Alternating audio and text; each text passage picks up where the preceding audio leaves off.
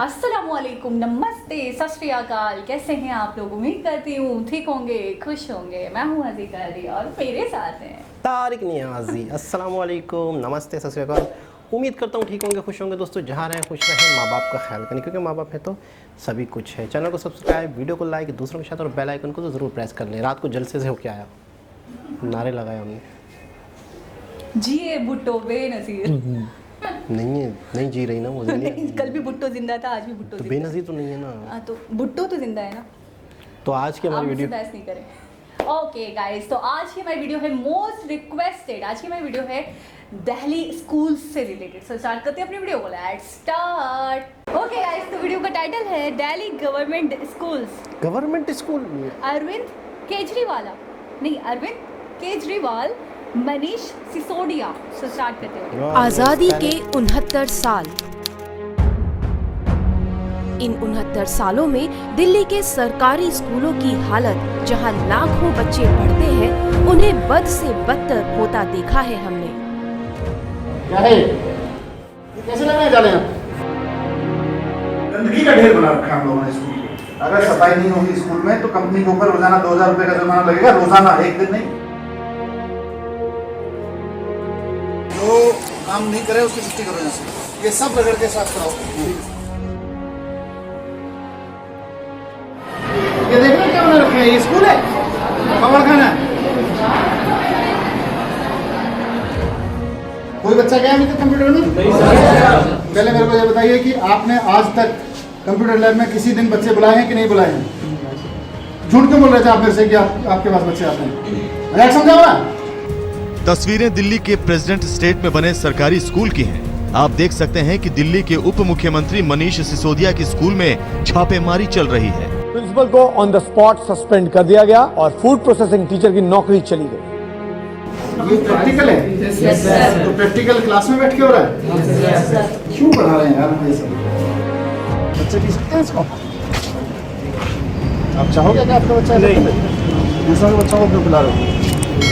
तो भीड़ बकरियों के बच्चे ही इंसान हो गए। हमारी छत टूटी पड़ी है, पानी टपकता, हम कैसे पढ़ पाएंगे?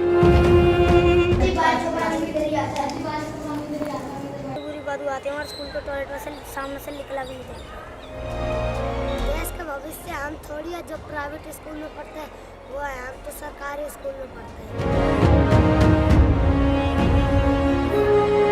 दिल्ली के सरकारी स्कूलों में 16 लाख बच्चे पढ़ते हैं। आज तक की किसी भी सरकार ने शायद उनके बारे में सोचा ही नहीं। स्कूल गंदे होते थे, बिल्डिंग टूटी फूटी होती थी, टीचर टाइम से नहीं पहुंचते थे, पढ़ाई ठीक से नहीं होती थी। मैं हेडक्वार्टर बैठ के जब देखता हूँ कि मेरे कितने टीचर्स आ गए हैं स्कूल में, तो मैं सुबह सुबह एग्जाम देता हूँ कि मेरे सारे टीचर प्रेजेंट हैं। हकीकत ये है कि आप झूठ बोल रहे हैं बैठ के। आप लोगों ने ना एजुकेशन स्कूल्स को मजाक बना रखा है। 3 साल पहले लगभग दिल्ली के अधिकतर स्कूलों की यही हालत थी। ऐसे में समझ नहीं आता था कहाँ से शुरू करें, लेकिन हिम्मत लगाई और लग गए काम करने पे। बजट बढ़ाया, सस्पेंड किया जो काम नहीं करने वाले लोगों को, जो अच्छा काम करने वाले थे उनको अवार्ड दिया। मैं खुद आता था, ऑफिसर्स आते थे, इंजीनियर्स आते थे, एस्टेट मैनेजर्स की नियुक्ति करी। इंजीनियर्स और पीडब्ल्यूडी मिनिस्टर तक, चीफ मिनिस्टर साहब तक खुद आके स्कूलों में दौरे करके जाते थे।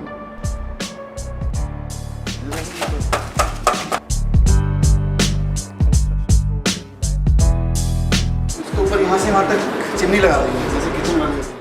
तो बिल्कुल नहीं सुनूंगा मैं। तो सबके फोटोग्राफ लेके आ जाओ, जितने स्कूल चल रहे हैं, जितने 21 स्कूल चल रहे हैं ना।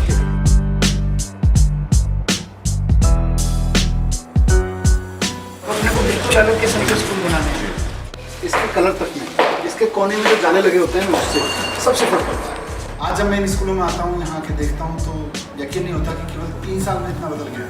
लेकिन ईमानदारी से, मेहनत से, साफ नीयत से काम किया तो सरकारी स्कूलों के अंदर 3 साल में देश का भविष्य हम थोड़ी है जो प्राइवेट स्कूल में पढ़ते हैं वो है, हम तो सरकारी स्कूल में पढ़ते हैं। यहाँ हर वो फैसिलिटी है जो प्राइवेट में मिलती थी और बेशक उससे ज़्यादा। मैं जाना चाहता हूँ एक एस्ट्रोनॉमिकल रिसर्च सेंटर में। मैं एक अच्छा डॉक्टर हूँ और मुझे स्कूल हर वो फैसिलिटीज़ दे रहा है जो मुझे एक स्टूडेंट के लिए चाहिए। मुझे रनिंग बहुत अच्छी लगती है। 100 मीटर की रेस में मैं इंडिया को गोल्ड मेडल दिलाना चाहता हूँ। मेरा सपना है कि मैं एडवोकेट बनूँ। मैं बड़ा होकर एक प्रोफेशनल सिंगर बनना चाहता हूँ। इस ड्राइंग के इसमें इंटरनेशनल लेवल पे मैं इसमें काम करना चाहता हूँ।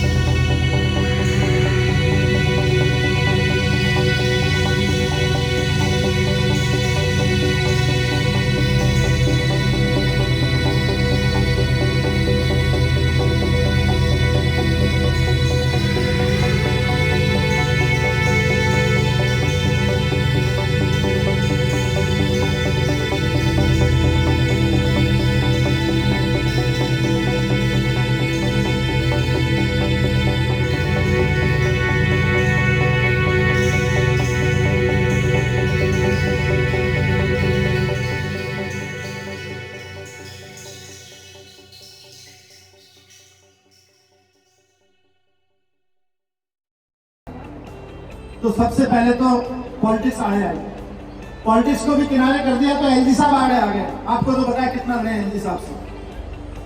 हमने कहा नहीं, नीचे एजुकेशन पे काम होने दो, उसमें भी नहीं माने। जो इंजीनियर्स काम करना शुरू करते थे उनका ट्रांसफर कर देते थे। अगर 3 साल पहले एलजी साहब ने टांग नहीं अड़ाई होती तो ये काम 1 साल में हो गया होता। लेकिन हम भी अड़े रहे, हिम्मत नहीं आ रही। मेरे घर पे सीबीआई की रेड हुई, मैंने कहा कोई बात नहीं, मुझे गिरफ्तार करके जेल में भी डाल दोगे, बच्चों के लिए स्कूल तो बनेंगे चाहे जो हो। और आज बन रहे हैं।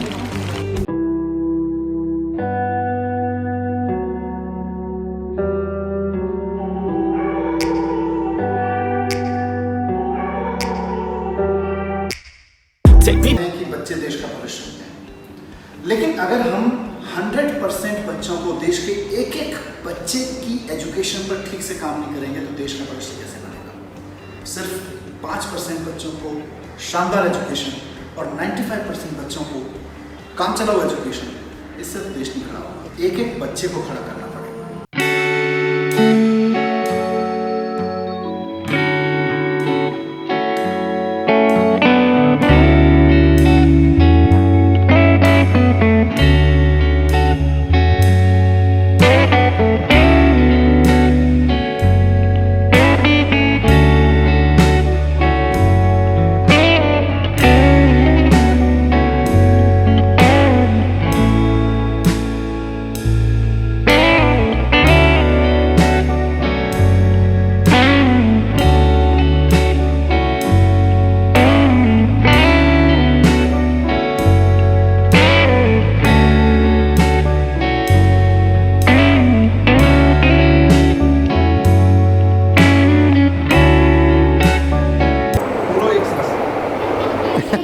खेल रहे New age infrastructure, world class teacher training, plus quality education, quality life, सही, बिल्कुल सही। बहुत ज़्यादा। नाम क्या है इनका? इनका नाम है अरविंद। जी जनाब।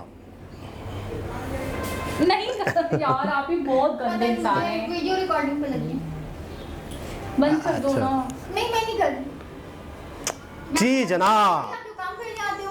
जी जनाब, बहुत ही ज़्यादा अनबिलीवेबल मैं अच्छा, कहूँगा। ये वीडियो मुझे याद आता है तकरीबन 15 डेज तो हो गए सजेस्ट किए हुए, लेकिन क्योंकि हम काम में बहुत ज़्यादा बिजी थे, आपको पता है रिक्वेस्ट बहुत ज़्यादा होती हैं, तो हम इसको कवर नहीं कर पा रहे थे।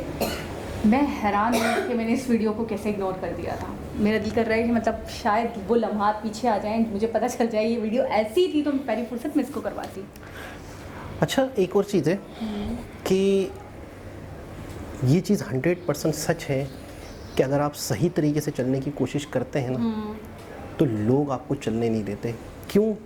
क्योंकि जब चीज़ें सीधी होती हैं और बेनिफिट बच्चों पे जा रहा होगा, जहाँ बेनिफिट बच्चों को हो रहा हो ना, वहाँ पे वो लोग आपकी राह में रुकावट बनेंगे जिससे उनका नुकसान होता है। मतलब जिससे उनका नुकसान होगा वो आपकी सच्चाई की राह में, सच की राह पे आप चलेंगे, आपको तकलीफ़ें ज़रूर आएंगी। ये कह रहे थे कि 3 साल नहीं लगते, 1 साल में मैं तब्दीली करके दिखा देता। अगर फलाना नाम भी ले रहे थे वो, फलाने शख्स अगर टांग नहीं अड़ाते तो ये चीज़ें हो चुकी होती हैं। तो कहने का मतलब है कि उस वक्त अगर ये सोचते, थोड़ा बात को समझिएगा, मैं अच्छे काम करता हूँ, मुझे कोई नहीं करने देता, तो मैं अपने अल्लाह से, अपने भगवान से क्या कहता हूँ, मैंने तो अपने हिस्से का काम कर दिया ना, अब आगे मसले मसाइल मैं तो सही हूँ ना, साइड पे हो जाते हैं। क्या सोच के मैं तो सही हूँ ना। मैंने तो आपको बुराई से लड़ना है, आपको अपना काम और मज़ीद आगे बढ़ाना है, अपनी जद्दोजहद जारी रखनी है। आपने छोटी छोटी तकलीफ़ों को, छोटी छोटी बाधाओं को लेके आपने हिम्मत नहीं हारनी। हम सिर्फ इतना कहते हैं कि हमने अपने हिस्से का काम कर दिया, हमने अपने हिस्से का काम कर दिया, ऐसा नहीं। अपने हिस्से को एंड तक पहुंचाना होता है, आपने अपने काम में लगे रहना होता है। तकलीफ आ रही है, कोई बात नहीं। अब बहुत सारे बहुत बड़े बड़े आप कहते हैं कि लोग हैं, बड़ी बड़ी पर्सनालिटीज़ हैं, कहते हैं हमने 20 डाल दिए, अब फसल उग जाएगी, अब उसकी देख रेख नहीं हो रही है, वो सड़ रहे हैं, उस पर पानी नहीं दे रहे हो आप, उसकी नशोनुमा नहीं कर रहे हो आप, तो वो कैसे फसल। मिसाल के तौर पे ये स्कूल के लिए ऑर्डर दे देते कि ये स्कूल का बजट ये आ गया है, और इस स्कूल को 2 महीने में आपने रेडी कर देना है। बिल्कुल। स्कूल के हेडमास्टर को जिम्मेदारी लगा दी, बिल्कुल, देख रेख नहीं करते ये। हेडमास्टर अगर सही नहीं है तो दूसरा लगा दिया, और स्कूल का बजट दे दिया, स्कूल तैयार हो जाएगा 3 महीने में। सही। अब 3 महीने बाद वो सोचते हैं कि 3 साल ना, मिसाल दे रहा हूँ एक स्कूल का, मिसाल दे रहा हूँ कि 3 महीने का एक स्कूल का बजट, 2-4 महीने का एक का, किसी का 6 महीने का। अब दोबारा ये वहाँ विज़िट ना करें, या ये सोचें कि मैंने बजट पास कर दिया, मैंने नया प्रिंसिपल लगा दिया, हेडमास्टर जो स्कूल को, जिम्मेदारी खत्म। यहाँ गलती है।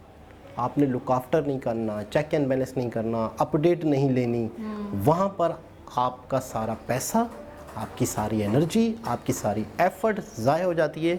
वही बीज वाली मिसाल कि आपने बीज तो बो दिए खेत पे, लेकिन आप अगर उसके लुक आफ्टर नहीं करेंगे। लेकिन मैं कहूँगा बहुत ही नेक लोग हैं ये लोग यार, बहुत ही ईमानदार लोग हैं, अपना काम ईमानदारी से कर रहे हैं। मुझे पाकिस्तान के सरकारी स्कूल याद आ रहे हैं, मुझे ऐसी वीडियोस याद आ रही हैं जहाँ पे भैंसें बंदी, 2015 की जितनी फुटेजेस हैं सारी रिजेम्बलेंस अभी हम हमारे पाकिस्तान के। मैं बिल्कुल सच बता रहा हूँ कि 2015 के यहाँ पे जो फुटेज दिखाए गए हैं, इससे ज़्यादा बुरी कंडीशन पाकिस्तान के स्कूलों की है। यहाँ तो टूटी फूटी हालत में भी, बात को सुनिएगा थोड़ा सा, एक ही जुमला बोलता हूँ, टूटी फूटी हालत में बच्चे बैठे हुए दिख रहे थे। यहाँ पे जानवर बंधे हुए हैं, यहाँ पे गधे घोड़े बांधे हुए हैं, वहाँ के लोगों ने खाली पड़े हुए स्कूल। मैंने जितने भी गवर्नमेंट स्कूल्स के हवाले से बातें सुनी है, मिथ हो, स्टोरीज़ हो, सही हो गलत हो मैं नहीं जानती, बल्ला आलम गैर, लेकिन मैंने तो यहाँ तक सुना है कि वहाँ पे बच्चे क्योंकि पढ़ने नहीं आते, वहाँ पे स्टाफ नहीं होता, एक आधा चपरासी है, बस वही बंदा आता है, खोलता है, वही बंद कर देता है। वहाँ पे आज से बाकायदा बस चुके हैं। वहाँ पे चलो कोई तो तालीम हासिल करो। 2-4 बच्चे जाते भी हैं, तो उनमें से कुछ लड़कियाँ बताने लग गई कि हम वॉशरूम नहीं जाते। तो मैंने पूछा क्या मसला है, वॉशरूम क्यों नहीं जाते? यूज़ करना चाहिए। अब जब आप इतने लंबे टाइम ड्यूरेशन के लिए जाते हो तो वॉशरूम नहीं है क्या आपके स्कूल में? तो वो बच्ची मुझे बताने लगी, टीचर वो वॉशरूम में ना असर वगैरह है। तो मैंने कहा क्यों? कहने लगी टीचर वो एक तो जगह ऐसी जहाँ पे बने, अच्छा मैंने देखा अक्सर सरकारी स्कूलों को बिल्कुल जंगल बियाबान, मतलब ऐसी जगह जो बिल्कुल बेकार थी ना, वहाँ स्कूल बना दिए।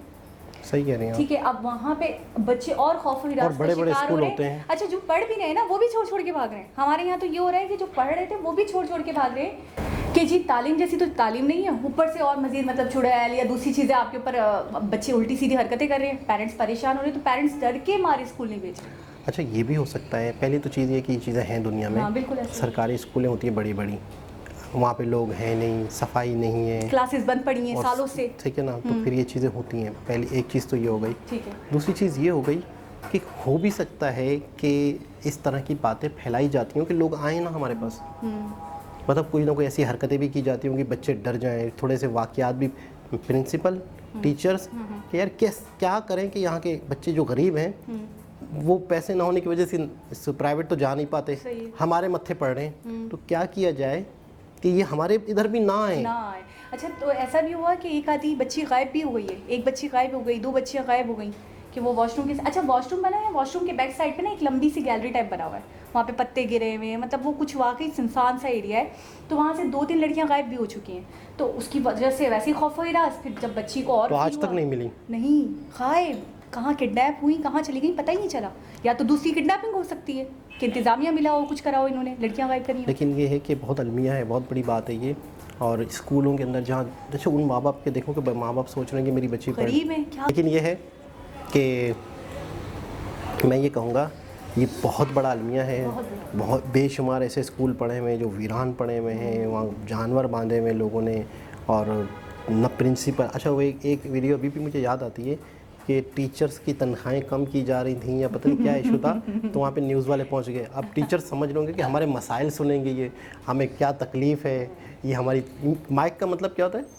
अगर आप प्रेस क्लब में मौजूद हैं, प्रेस क्लब में एहतजाज करने लोग आते हैं, अपनी बात कई ऐसी फैमिलियाँ हैं, एक 2 फैमिलियाँ भी सालों से बैठी हुई हैं, वो इसलिए कि लोग हमारी बातें अखबारों में लिखें, तो प्रेस वाले आते हैं तो आपके क्या आप मसाइल बताएं। अब टीचर अपनी तनख्वाहें मांग रहे हैं, मिल नहीं रही 6 महीनों से। प्रेस वाले बड़े कमीनापन इन्होंने ये किया कि आप ज़रा मैट्रिक की स्पेलिंग सुनाएं, मैट्रिक की स्पेलिंग सुनाएं। मैट्रिक की स्पेलिंग नहीं पता, मैं क्या बोलूँ, नहीं पता। चुप। तो फिर उन्होंने पूछा नहीं अब भी सैलरी चाहिए। एजुकेशन की, अरे सिंधी मूंछों वाले टीचर, जो बच्चे आपसे पढ़े उनको आपको पैसे देने चाहिए उल्टा। मेरी बात सुने ना, बड़ी बड़ी मूछें, सिंधी टोपियाँ, शलवार कमीज़ें, सैलियाँ लेने आए हुए, घोस्ट टीचर यानी मिसाल के तौर पे घोस्ट मतलब मिसाल का मतलब भूत होता है। हाँ ना, हाँ आप भी शुरू हो गए बिल्कुल। पूरी बात तो सुने। मिसाल के तौर पे कि एक बंदा है ही नहीं टीचर, आप अपने रिश्तेदारों के NIC जमा करा के डॉक्यूमेंट्स बनवा के टीचर लगा दिया, ठीक है जी। और इस तरह से कभी कभी तो सामने आएंगे जब सैलरी नहीं जाएंगे तो साल में आ रहे तो वो पता चल रहा है कि वो तो ये दाढ़ी मूछे ये अजीब व गरीब से।